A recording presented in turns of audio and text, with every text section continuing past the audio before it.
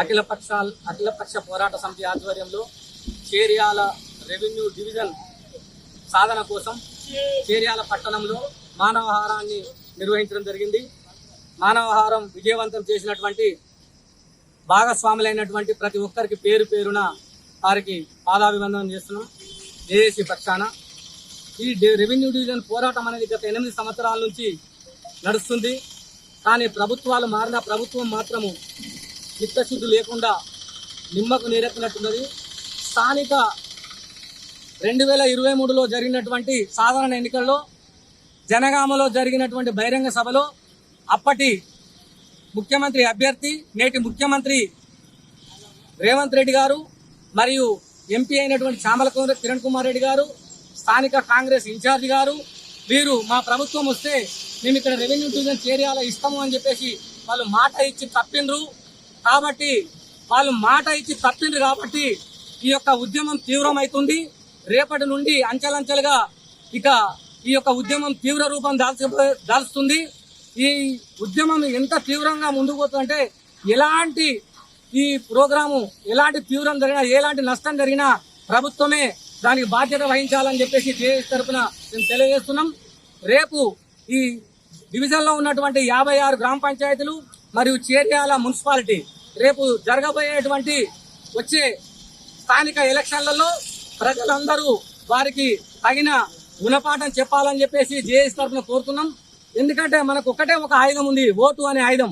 మనము ఓట్లు వేస్తే మా ప్రభుత్వం వస్తే ఇస్తామన్నారు, మనం ఓట్లు వేసినాం. దురదృష్టవశాత్తు వాళ్ళు ఓడిపోవచ్చు ఇక్కడ. కానీ వాళ్ళు ఏం చేస్తున్నారు, అక్కస్తోటి ఒక కక్షపూరితంగా ఇక్కడ ఓడిపోయినామనే ఉద్దేశంతో వాళ్ళు ఈ డివిజన్ ప్రకటించుకుంటున్నారు.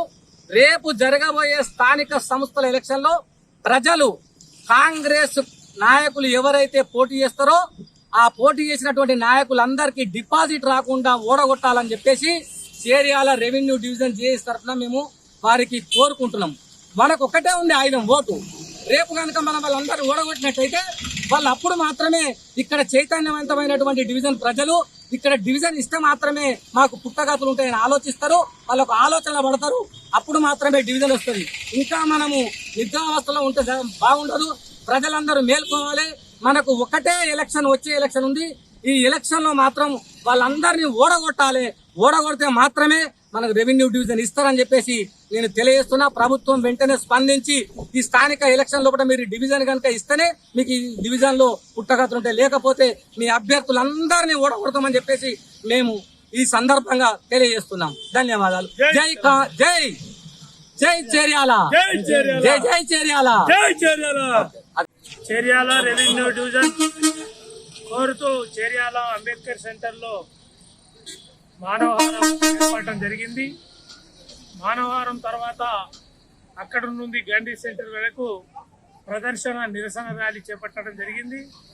చేర్యాల రెవెన్యూ డివిజన్ పోరాటం గత 10 సంవత్సరాల కాలం నుంచి అఖిలపక్షాల ఆధ్వర్యంలో జరుగుతున్నది. ఇప్పుడున్నటువంటి కాంగ్రెస్ గవర్నమెంట్ వెంటనే చేర్యాల రెవెన్యూ డివిజన్ ప్రకటించాలని చెప్పేసి డిమాండ్ చేస్తున్నాం. చేర్యాల ప్రాంతంలో మరి భువనగిరి ఎంపీ చామల్ కిరణ్ కుమార్ రెడ్డి గారు చేర్యాల రెవెన్యూ డివిజన్ ఏర్పాటు చేస్తా అని చెప్పేసి ఎన్నికల సందర్భంగా వాగ్దానం ఇచ్చి గెలిచిండు.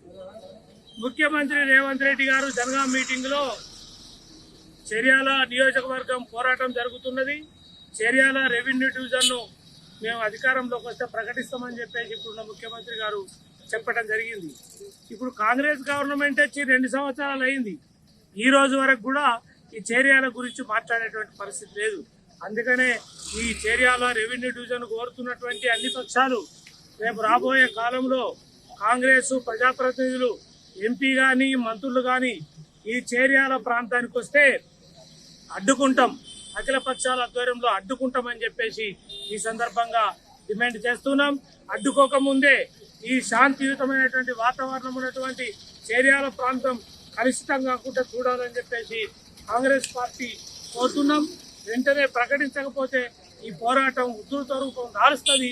మేము ఈ ప్రాంతంలో అడుగు పెట్టకుండా అడ్డుకుంటామని చెప్పేసి ఈ సందర్భంగా విజ్ఞప్తి చేస్తున్నాం. ఈ చేర్యాల ప్రాంతం యొక్క అస్తిత్వం అప్పుడు ఇప్పటికే ఉద్యమం కాదు, గత 20 సంవత్సరాల నుండి చేర్యాల రెవెన్యూ డివిజన్ కోసం ఉద్యమం చేస్తున్నారు. అప్పటి ప్రభుత్వం కేసీఆర్ ఈ ఉద్యమం సంబంధించి మేము రెవెన్యూ డివిజన్ ప్రకటించాలని అప్పటి కేసీఆర్ ను కోరితే కేసీఆర్ గత 10 సంవత్సరాల నుండి ఇవ్వకుండా ఆయన ప్రభుత్వం రాకుండా మన స్టేట్ లో పోయింది. కాబట్టి అదే పని ఇప్పుడున్న రేవంత్ రెడ్డి చేస్తుండు. కాబట్టి ఇప్పుడున్న ప్రభుత్వం కూడా వచ్చే ఎన్నికలలో నామరూపాలు లేకుండా పోతాయి. కాబట్టి ఇప్పుడున్న ప్రభుత్వాన్ని అప్పుడున్న ప్రభుత్వాన్ని ఒకటే హెచ్చరిస్తున్నా, మీరు రెవెన్యూ డివిజన్ ప్రకటించేది ఉంటే ప్రకటించరు, లేకుంటే మీ రాజకీయ భవిష్యత్తును అనేది దృష్టిలో ఉంచుకొని మాట్లాడాలని ఈ రెవెన్యూ డివిజన్ తరఫున మేము హెచ్చరిస్తున్నాం ఈ ప్రభుత్వాన్ని. జై ఏరియాలను రెవెన్యూ డివిజన్ చేస్తానని ప్రకటించారు. అదేవిధంగా ప్రస్తుత ఎంపీ చామల కిరణ్ కుమార్ రెడ్డి కూడా ఏరియాలను రెవెన్యూ డివిజన్ ప్రకటిస్తామని చెప్పారు. అదేవిధంగా మంత్రి వెంకటరెడ్డి గారు కూడా గతంలో ఏరియాలకు అన్ని అంగులు ఉన్నాయి, రెవెన్యూ డివిజన్ కు సిద్ధంగా ఉన్నది, మేము పక్కా రెవెన్యూ డివిజన్ చేస్తామని చెప్పి ప్రతిపక్షంలో కొట్లాడి ఇప్పుడు మంత్రి అయిన తర్వాత కూడా ఈ విషయాన్ని మర్చిపోయిండు. ఇప్పుడు చీరాల రెవెన్యూ డివిజన్ కొరకు అసెంబ్లీనైనా ముట్టడించడానికి సిద్ధంగా ఉన్నాము. ఈ పోరాటము వివిధ రూపాల్లో ఉధృతం చేస్తామని చెప్తున్నాము. మా రాజేశ్వర రెడ్డి సారు అసెంబ్లీలో పలుసార్లు మాట్లాడినప్పుడు కాంగ్రెస్ ఇప్పటి వరకు కూడా ఎలాంటి స్పందన లేదు. జై తెలంగాణ. నుండి నేటి వరకు చీరాల ప్రాంతాన్ని ఇంతకుముందు నియోజకవర్గం ఉండే కాబట్టి రెవెన్యూ డివిజన్ చేయాలని చెప్పి గత ఇన్ని సంవత్సరానికి పోరాటం చేస్తూనే ఉన్నాం. రకరకాల రూపాల్లో పోరాటం చేసినాం. కానీ ఎలక్షన్ అప్పుడు అందరూ ఎవరైతే ముఖ్య నాయకులు అనుకున్నారో గౌరవమంత్రి ఆనాటి ముఖ్యమంత్రి కేసీఆర్ కావచ్చు, ఆనాటి ప్రతిపక్ష పార్టీ కాంగ్రెస్ కావచ్చు, మేము అధికారం రాగానే రెవెన్యూ చేస్తాను ప్రామిస్ చేసింది. అధికారంలోకి కాంగ్రెస్ వచ్చింది. వచ్చినాక చేయాల్సిన మినిమం కార్యక్రమం ఏంటి? రేవంత్ రెడ్డి గారు ప్రకటించిన విధంగా రెవెన్యూ డివిజన్ ప్రకటించాలి. కానీ కనీసం మా గౌరవ ఎమ్మెల్యే గారు ఇన్నిసార్లు శాసనసభలో ఆ అంశాన్ని లేవనెత్తినా దానికి కనీస స్పందన లేకుండా కాలం వెల్లబుస్తారు తప్ప మేము చేస్తామని ఒక్కరోజు కూడా మాట్లాడలేదు.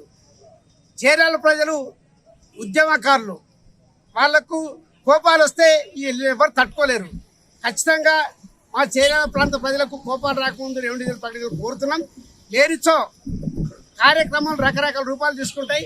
చెలో హైదరాబాద్ కావచ్చు, చెలో అసెంబ్లీ కావచ్చు, మంత్రుల ఇళ్ళ ముట్టడి కావచ్చు, ఏదైనా చేయడానికి సిద్ధంగా ఉన్నాం. కాబట్టి ఇప్పటికైనా కాంగ్రెస్ ప్రభుత్వం కళ్ళు తెరిచి ఏమాత్రం ప్రజలకు న్యాయం చేయాల్సిన బాధ్యత వాళ్ళపై ఉంది. కాబట్టి తెలంగాణలో ముఖ్యంగా చీరాల రెవెన్యూ సాధించాల్సిందిగా మనం చేస్తున్నాం. కొరకై పోరాటాలు చేసినాం. అందులో భాగంగా ఈరోజు మానవహారం ఏర్పాటు చేయనది. ఎందుకంటే చీరాల్లో గతంలో 40 సంవత్సరాల క్రితం తాలూకా స్థాయి నుంచి ఈరోజు మండలం నుంచి టౌన్ స్థాయికి వచ్చింది. ఇప్పుడు ఇక్కడ ఉన్న చుట్టుపక్కల 4 మండలాలు ఉన్నాయి. చీరాలతో 5 మండలాలు. ఈరోజు వ్యవసాయం గురించి కావాలంటే మేము గజ్వేలి పోవాలి, పోలీస్ శాఖ గురించి పోవాలంటే హుస్నాబాద్ పోవాలి, మరి వేరే రెవెన్యూ కోసం పోవాలంటే సిద్దిపేటకు పోవాలి. మేము ఇక్కడ చెట్టుకోడు పుట్టుకోడు లెక్క అయిపోయింది. కావున మాకు ఇక్కడ మా కొమరెల్లి మల్ల ఇలవేల్ కొమరెల్లి మల్లన్న టెంపుల్ కూడా ఉన్నది. కాబట్టి జనాభా ఇక్కడ ఎక్కడికి పోవాలన్నా చాలా ఇబ్బంది పరంగా ఉన్నది. కాబట్టి మాకు తక్షణమే రెవెన్యూ డివిజన్ ఏర్పాటు చేయాలని చెప్తున్నాను. అలాగే రేవంత్ రెడ్డి గారు జనగామ మీటింగ్ లో చేరియాలని ఖచ్చితంగా రెవెన్యూ డివిజన్ ఏర్పాటు చేస్తా అన్నారు. కాబట్టి ఖచ్చితంగా ఆయన మా కోరిక మేరకు రెవెన్యూ డివిజన్ ఏర్పాటు లేని పక్షంలో మేము చాలా ఉద్యమాలు చేయాల్సి ఉంటుందని చెప్తున్నాను. ప్రభుత్వం ఖబర్దార్ చెప్తున్నాం.